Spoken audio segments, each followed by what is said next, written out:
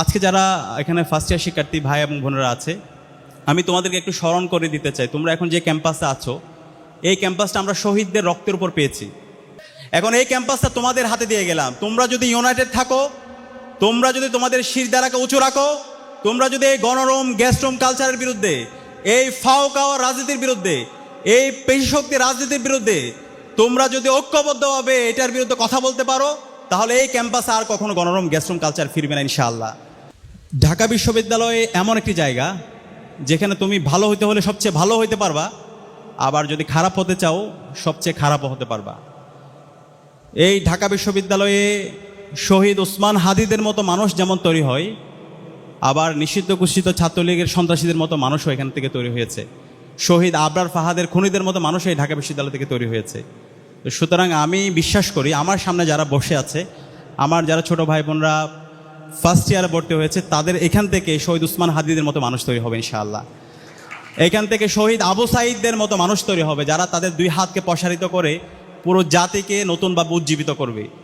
এখান থেকে শহীদ নোমানির মতো মানুষ তৈরি হবে, যে রাজশাহী বিশ্ববিদ্যালয়ে ছাত্রলীগের সন্ত্রাসীদের বিরুদ্ধে একাই লড়াই করেছিল, একাই তার শিক্ষার্থী এবং তার জনশক্তিদের জন্য সে অন্যায়ের প্রতিবাদ করতে গিয়ে শহীদ হয়েছিল। এখান থেকে শহীদ আব্দুল মালেকের মতো মানুষ তৈরি হবে, যে শহীদ মালেক এই ঢাকা বিশ্ববিদ্যালয়ের টিএসসিতে সেই 60-এর দশকে শিক্ষা ব্যবস্থার উপর কথা বলেছিল, এবং সেই শিক্ষা ব্যবস্থা ছিল নৈতিকতা সম্পন্ন শিক্ষা ব্যবস্থা, যে শিক্ষা ব্যবস্থার মাধ্যমে একজন শিক্ষার্থী নৈতিকভাবে সে সৎ হবে এবং সে আগামীর জন্য প্রস্তুত হবে। সেই শিক্ষা ব্যবস্থার কথা বলার পরে পুরো অডিয়েন্স তার কথা দ্বারা প্রভাবিত হয়েছিল। ওই সময়ে যারা কালচারাল ফেসিস্ট চক্র ছিল, পতিত ফেসিস্ট চক্র, মতিয়া চৌধুরী, হাসানুল হক ইনু, তারা শহীদ আব্দুল মালেকের মেধার কাছে পরাজিত হয়ে যখন মালেক এই সোহরাওয়ার্দী উদ্যান দিয়ে যে তার হল ফজলুল হক মুসলিম হলে যাচ্ছিল, তার মাথায় ইট দিয়ে আঘাত করে তাকে শহীদ করেছিল। এই শহীদ মালেকের জীবনে যদি আমরা পড়ি, শহীদ মালেক সে তার ডিপার্টমেন্টে ফার্স্ট হয়েছিল, একই সাথে তার আল্লাহর সাথে সম্পর্কের জায়গায়, তার আধ্যাত্মিক জায়গায় অসাধারণ মানুষ ছিল। সারাটা জীবন যতদিন সে বেঁচে ছিল সে কল্যাণের কাজ করেছে, সত্যের পথে মানুষদেরকে ডেকেছে, তার বন্ধুবান্ধবরা তার দ্বারা উপকৃত হয়েছে, প্রভাবিত হয়েছে। তো এই শহীদ মালেকের মতো আমাদের এই ক্যাম্পাস থেকে মানুষ তৈরি হতে হবে। এই মানুষ যদি তৈরি হতে পারি, তাহলে আমরা যতদিন এই সমাজে থাকবো, এই সমাজের মানুষরা আমাদেরকে সবসময় আমাদেরকে শ্রদ্ধা করবে, এবং আমরা যখন চলে যাব আমাদের কথা আজীবন শ্রদ্ধার সাথে স্মরণ রাখবে। একই সাথে আমি আজকে যারা এখানে ফার্স্ট ইয়ার শিক্ষার্থী ভাই এবং বোনেরা আছে, আমি তোমাদেরকে একটু স্মরণ করে দিতে চাই, তোমরা এখন যে ক্যাম্পাসে আছো এই ক্যাম্পাসটা আমরা শহীদদের রক্তের উপর পেয়েছি। তোমরা যদি আগের একটু ক্যাম্পাসের চিত্রগুলো দেখো, ফেসিবাদী কাঠামো যখন ছিল 16 বছরে, এই ক্যাম্পাসে গণরুম গ্যাসরুম কালচার, শিক্ষার্থীদের উপর নিপীড়ন নির্যাতনের মাধ্যমে এক একটা কনসেন্ট্রেশন ক্যাম্প ছিল।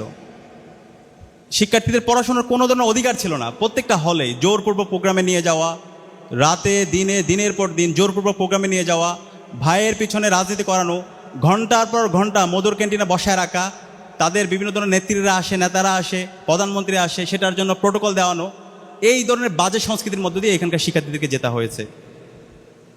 এবং এই যে সংকট বিশ্ববিদ্যালয়ে, ঢাকা বিশ্ববিদ্যালয় অ্যালামনারা সারা বিশ্বব্যাপী আছে, সবাই চাই আবাসন সংকটটা দূর হোক, কিন্তু কৃত্রিমভাবে এই আবাসন সংকটটা তৈরি করে রাখা হয়েছে যেন শিক্ষার্থীরা ফার্স্ট ইয়ার থেকে সিট না পায়, তাদেরকে এক রুমে গাদাগাদি করে রাখা হয়, সিটের জন্য বড় ভাইদের কাছে যেতে হবে, এরপর তাদেরকে জোরপূর্বক প্রোগ্রামে নিয়ে তাদের পলিটিক্যাল এজেন্ডা এই ক্যাম্পাসে বাস্তবায়ন করবে। কিন্তু আজকে জুলাই বিপ্লব এবং বিপ্লব পরবর্তী এই ধরনের দাসত্বের রাজনীতির কবর আমরা রচনা করেছি।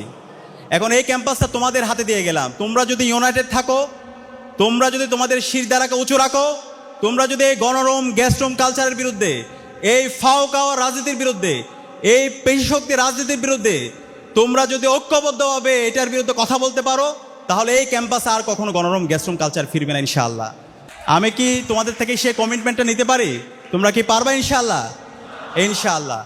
এবং এই যে আবাসন সংকটের কথা বললাম, সেই আবাসন সংকট দূর করার জন্য ডাকসুতে দায়িত্ব নেওয়ার পর আমরা গত 7.5 মাস ধরে আমরা কাজ করছি।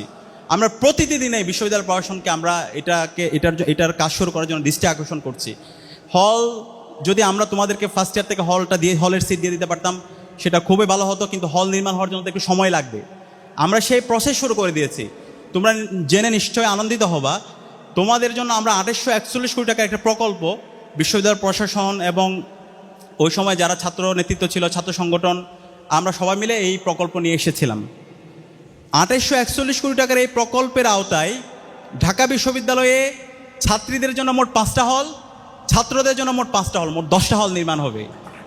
এর বাইরে চায়না থেকে আজকে আমরা ডাকসুর 15 জন সদস্য, বিপিজিএসএ যেসব 15 জন সদস্য চায়না যাচ্ছি, চায়না থেকে আবার ছাত্রীদের জন্য 1500 সিটের একটা হল নির্মাণের জন্য ইতিমধ্যে তার অনুমোদন দিয়ে দিয়েছে এবং আমরা জায়গাও সিলেক্ট করে দিয়ে ফেলেছি। খুব দ্রুতই ওনারা কথা দিয়েছে 8 মাসের মধ্যে হল নির্মাণের কাজ শেষ হয়ে যাবে। তো এই যে 2841 কোটি টাকার প্রকল্পের আওতায় আরও অনেক কিছু আছে। আমাদের সেন্ট্রাল লাইব্রেরি, সেটা একটা বহুতল ভবন হবে। আমাদের সেন্ট্রাল যে মসজিদ আছে সেটা একটা কমপ্লেক্স হবে। আমাদের যে মেডিকেল সেন্টার, এর বাইরে হচ্ছে একাডেমিক যে প্লেসগুলো আছে সেগুলোর আধুনিকায়ন হবে। অনেকগুলো প্রকল্প আছে, সেগুলো আমরা অন্য সময় বলবো। এখন এই প্রকল্পের কাজ যেন দ্রুত শুরু হয়, সেটার জন্য তোমাদের সহযোগিতা আমাদের লাগবে। তোমরা কি আমাদের সাথে থাকবা? ইতিমধ্যে প্রকল্পের টাকা চলে এসেছে। প্রকল্পের কাজ শুরু করার জন্য বিশ্ববিদ্যালয় প্রশাসন তারা বিভিন্নভাবে রিভিউ, তারা এটাকে দেরি করতে চাচ্ছে। যেই সংকটটা সবার আগে দূর করা দরকার, সেই সংকটটা তারা দূর না করে তারা যেটা হয় ওই যে বিভিন্ন ধরনের লাল ফিতার দূরত্বের মধ্যে তারা এটাকে ফেলে দিছে। তো তারা চায়, আমার কাছে মনে হচ্ছে, আবার সেই পিছনের রাজনীতির দিকে ফিরে যাওয়া। তারা এই আবাসন সংকটটাকে কৃত্রিমভাবে রেখে দিয়ে আবার আমার শিক্ষার্থী ভাই বোনদেরকে দাসের মতো করে পলিটিক্যাল প্রোগ্রামে নিয়ে গিয়ে তাদের এজেন্ডা বাস্তবায়ন করা। সুতরাং আমরা বেঁচে থাকতে তা হইতে দিব না ইনশাআল্লাহ। তোমরা যদি আমাদের সাথে থাকো, ইনশাআল্লাহ আমরা এই মেয়াদের মধ্যে এই হল নির্মাণগুলোর কাজগুলোর শুরু করে দেবো ইনশাআল্লাহ, তোমাদেরকে সাথে নিয়ে ইনশাআল্লাহ। বাংলাদেশ ইসলামী ছাত্র শিবির ঢাকা বিশ্ববিদ্যালয় শাখা কর্তৃক আয়োজিত 2025-26 সেশনের ঢাকা বিশ্ববিদ্যালয় উত্তীর্ণ শিক্ষার্থীদেরকে নিয়ে আয়োজিত আজকের নবীনবরণ অনুষ্ঠানে উপস্থিত।